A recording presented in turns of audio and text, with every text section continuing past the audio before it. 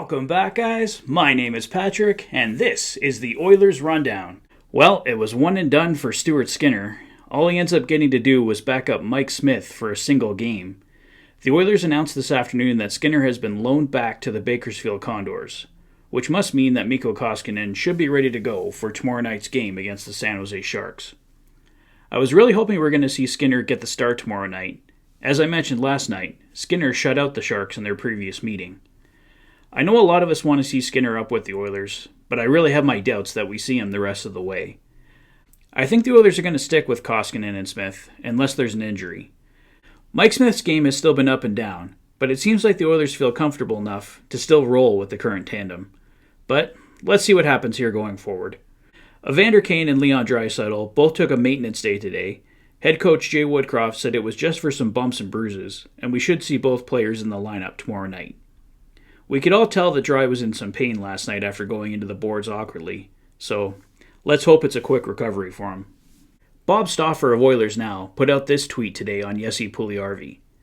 Since returning to the lineup after missing a month due to a lower body injury, Jesse Puljujarvi has 1 goal, 5 assists for 6 points and is a plus 13 in 10 games played, as the Oilers have gone 7-2-1.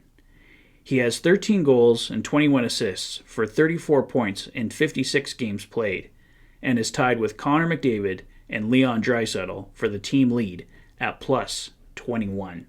Yes, he's definitely a fan favorite. I don't think he gets the respect he deserves. You could really tell the Oilers miss him when he's out of the lineup. He's a real integral part, just like Ryan Nugent-Hopkins. Both guys that you really notice when they're gone. We know talks have started to keep Jesse Puljujarvi around. He's one of those guys that I would consider giving a longer-term contract to. Right now, we know the Oilers are probably looking at a bridge deal, but he's one of those guys that you know is just going to get better, so I really think the Oilers will be better served to get him on a longer-term deal now, but we'll see what happens. Cap space is really tight, so Oilers might not have any choice but to give him a bridge deal, but let's hope they can clear some space and make something happen come summertime. And just wanted to go over one other note today. Sportsnet Stats posted the following. The Oilers are in good shape to make the postseason thanks to their performance under Jay Woodcroft. Under Jay Woodcroft, they have a current record of 17 wins, 7 losses, and 2 overtime losses, a goals for of 4.04, goals against of 3.04, a power play that's running at 24%, and a penalty kill that's running at 78%.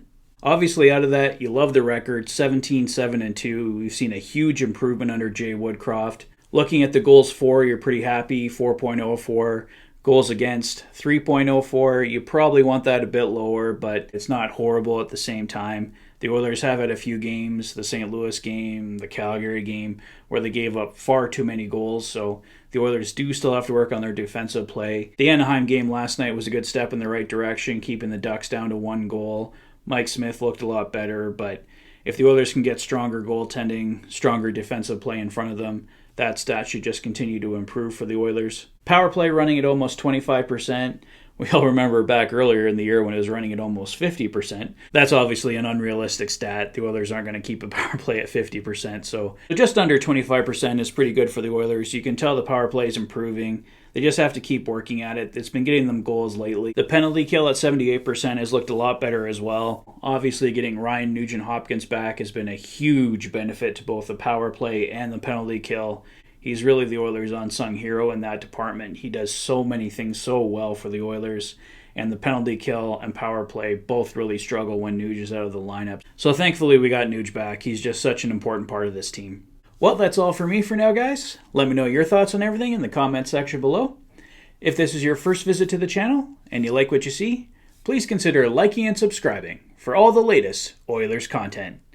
You've been watching the Oilers Fanatic. Thanks for being a fan. Enjoy the rest of your evening, guys, and I'll see you tomorrow night for the Fanatic Rundown following the Oilers and Sharks. Take care, guys. See you soon.